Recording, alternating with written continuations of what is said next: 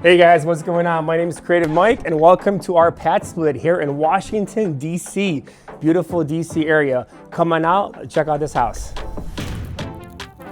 One of the most overpowered strategies in real estate is creative finance. But inside of creative finance, the most overpowered strategy inside of that umbrella is the Morby Method, something that I created back in 2013 when I was having a lot of sellers want too much money down. A lot of these sellers that you'll run into are gonna say, yeah, I'll do seller finance for you, but I want 50% down, 40% down, 60% down.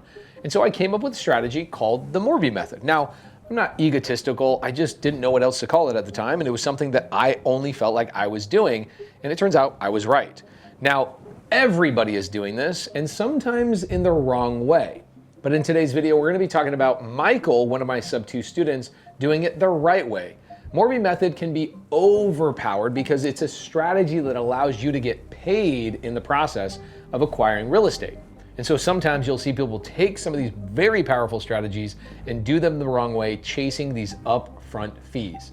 Michael has been a great student for the last several years. He also is a licensed loan originator. And so this man has experience on how to mitigate risk, and man alive, this is a great deal. He's gonna be talking about how he acquired this property utilizing a DSCR loan for the first lien position, and then had a seller carry in second lien position. This is also known as the Morby Method. It's a combination of a DSCR loan and then a secondary loan, basically patched together, Morby Method. So, enjoy the video. Crazy story, a new sub 2 member reached out to me through Facebook Messenger and told me he has this property that somebody wants to sell, and he has a connection with the person that's selling it, and he brought it to me, and he started negotiating with the seller, and what we ended up doing was we ended up doing a Morby Method, and we ended up buying the property for about 1.122 million. We ended up getting a DSCR loan for about 765, and the seller actually financed us the remainder, which was about 380,000, with a 30-year loan with a 10-year balloon on it. This is unit 1 over here. I'm gonna take you guys upstairs. As you can see, we have a nice little flower right here when you first walk in. So this is gonna be the upstairs unit. This was a 6 when we bought it. 6 bedroom, 6 bathroom. So currently right here, we have the dining area, and we have the kitchen area right over here. And then we also have a nice little patio over here. As you can see, beautiful DC right here, brand new construction everywhere, which is awesome. So it's bringing up our value for this property as well. A lot of new construction, a lot of new development. This is an area called Columbia Heights. Yeah, so Columbia Heights is a very up and coming area, definitely, yeah. It's been transitioning for quite a while now, and especially with the entire cleanup that the government just did, we believe that these prices are going to not only go up, but we're going to see a lot of more new development, a lot of new construction going on across the street and overall across this neighborhood as well. So I don't see a ton of like older places with a balcony. So like, is this a kind of like a value add almost? Yeah. I mean, yeah, definitely, for sure. Especially in the summertime, our tenants come out here, sit around here, take a look at.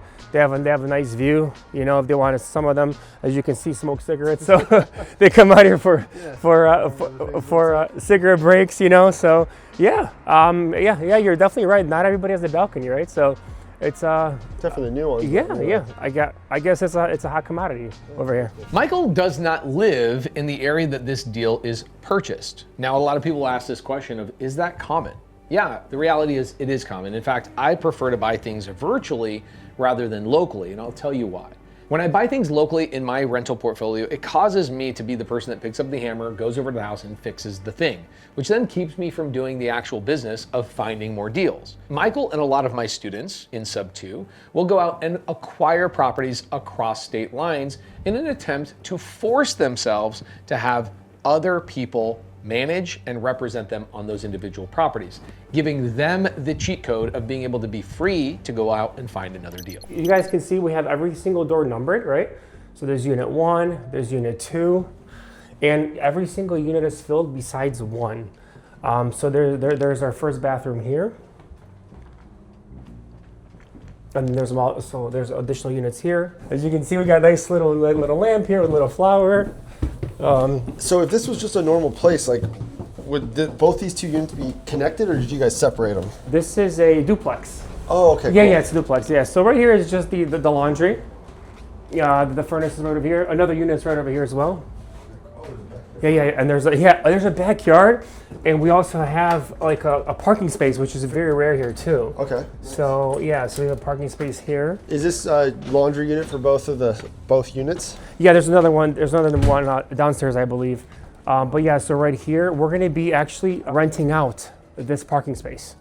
So yeah. So one of the tenants already has asked us if they could rent out the parking space, which is going to bring in additional income for our property, which is fantastic. So What does the that's parking our next spot go step. for? I think maybe we're going to rent out for about $200, $250 a month. Wow. Yeah, so we're pretty excited about that. It's going to add additional income to the property. Co-living is crushing it not only in 2026, but it will continue to crush it because it solves affordability. Instead of a 3-bed, 2-bath house renting out for $2,400, which most people can't afford anymore, you're taking that same house and you're turning it into 9 bedrooms and renting each one of those bedrooms out for about $850 to $950 per month, including utilities. You can't find that anywhere. And so co-living is taking over the country because affordability is the biggest problem we are facing as a country. And PadSplit is the company that brought that software solution and that incredible systems and processes to allow us all to do it nationwide. So how many units are in this one? The second So one? in total, there's Total 10. is 5, right here? Yeah, I think so. Yeah. 5 here. Yeah, so I don't. The thing is, like, I'm the deal finder. I'm the guy that like puts up everything together, and then me and Ephraim we find the deals, and then Nick manages them. Okay. So we have like this really good collaboration going on. That's why I say collaborate and sub too. Don't do it all on your own. You're gonna be so stressed out. Collab, joint venture with people, please. Now, Michael's obviously a visionary. He's somebody who's going to be good with negotiating with sellers directly, getting into the living rooms, much like me. I'm also a visionary. I love talking to people. I love being in the room and casting a vision for what's going to happen with this property. Michael's superpower, or his avatar, is being a visionary and going out and getting more deals done. It's natural to us to want to talk to more people and be in the living room and work out a deal. Now, if Michael's job is to go in the living room, then he's definitely not going to be able to be on the computer, managing software, managing the books. And so he needs to manage himself properly by partnering with the right avatar that is his polar opposite. This would be called an integrator or an operator. For me in my life, I've got Josiah, I've got Cody Barton, I've got Molly, I've got a whole bunch of people that balance out my visionary tendencies by bringing their integrator tendencies to my business. So here's more units here. So here's number 6. Here's unit 7. Oh, much different layout. Yeah, and there's a bathroom right here as well. So there's a bathroom here. And then it goes down. Yeah, and now we're gonna see the downstairs. That's crazy. You know, there's number 8 over here, number 9. And then at the end, you know, it's kind of like a corridor, right? This is wild, crazy. right? It's wild, yeah. Yeah, so this is another bathroom right over here. So the bathroom here. What's the added benefit to you and your partners about doing like a co-living versus? We just so much more cash flow, you know? Like one person moves out, like we're okay, you know? Even if 2 people move out, we're fine. You know, if you have a long-term rental, one family moves out or they stop paying, you need to do an eviction, you know, everything, all your entire cash flow is gone. So, and you know, that's why we like the whole entire co-living model. It's just great, you know? I've never seen so many bathrooms. Yeah, there's more bathrooms here. So it's actually pretty cool. So we have one vacant unit. They just recently moved out. So I'm gonna show you guys the unit. It's missing a one here. I think maybe they took the one or something. What does a typical room here rent for? So like we're about to be around like $250 a week. $250. Oh, yeah, a week. yeah, like two to $250. Like I think about $250 a week. But Not too bad. Yeah, but we're actually going to be, but there's a lot of demand here, so we're probably going to be increasing the prices as well. What would be the increase? Like a 350, 300? Maybe like 3, Okay, maybe 275, yeah. So it'd be about $1,200 a month. Yeah, Yeah. Now, a lot of investors would have taken this deal and just been boring and done regular rental on each side, taking this duplex as what it is and just doing 2 different rentals.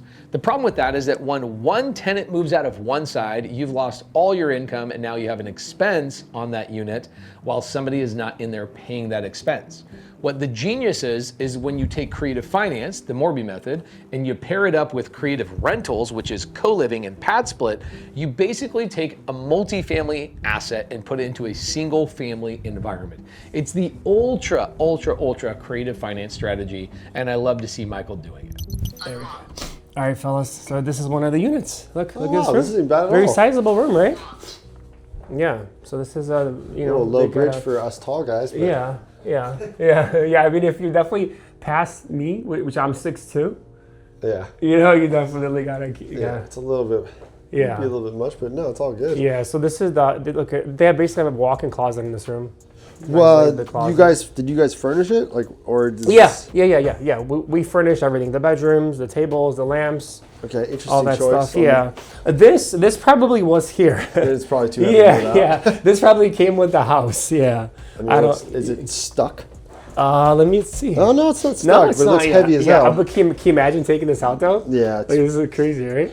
So it's all glass and mirror. yeah. So this is So I mean, luckily we're fortunate enough for this to be literally rented out all the time. Right now we just have one room that's open that just became vacant. Oh wow. So we have nine additional income sources, right? So this is why we love co-living so much, is because the fact that one person, even 2 people move out and we're still okay, and then we can fill these rooms very quickly. How many rooms could be vacant, you think, and you guys would still be like breaking even on this thing? So keep in mind, right? We got this for 0 money down, right? So we got this for 0 money down. We also walked away with about 20 grand at closing. Oh, okay. Yeah, which was awesome So too. you guys could have no one in this for a month and still be more than okay. Yeah, and then also we also have, if you keep this in mind, 0 money down, our cash flow is infinite, right? Yeah. Infinite cash on cash return as well. So I mean, I would say probably even if I would say 1 or 2 rooms. If we had 2 vacant rooms, we would still be at least breaking even. Okay. Yeah. Very cool. Yeah. And what's the most you've had vacant at one time? Just one? Just one. Just recently, yeah. Yeah, just one room. Yeah. There's just so much demand out here. It's just pretty crazy. What did you learn about co-living from Pace? Like, did this all come through the Sub2 community? I give Pace all the credit. Everything I've learned, everything that I own now. It's crazy what happened to me within like the last couple of years since I joined Sub2. How long have you been in Sub2? It's going to be 2.5 years. Well, no, I'm sorry. It is 2.5 years now. Yeah, it's going to be 3 years in April. And would you say it was a investment well worth? Oh yeah, yeah. It was definitely one of the best investments I ever made was joining Sub2, and but making sure I was intentional. Like the people, when you join Sub2, you have to have some sort of intent, right? And I was very intentional. I'm meeting new people, networking, cultivating relationships, flying all across the country, meeting people that were doing what I wanted to do, what I wanted to learn. And so I always tell people, like, when you join Sub2, it's up to you what you do with it, right? You have to have some sort of intention behind it. Were you in real estate before you joined? So I was in finance. Okay. I also own a mortgage company. I've owned it for many years. I specialize in reverse mortgages, which is a very, very niche industry. Yeah. So I was one of the top lenders in reverse mortgages for probably about 3-4 years. Why the jump to just full-on real estate investor? Because I was tired of the government dictating my income and my paycheck. Nice. With the interest rates going up, it completely wipes out what you've tried to build over the years. When the rates went up in 2022, it really decimated the mortgage business. A lot of companies were closed, a lot of layoffs. So I'm like, you know what? I'm done being a service provider.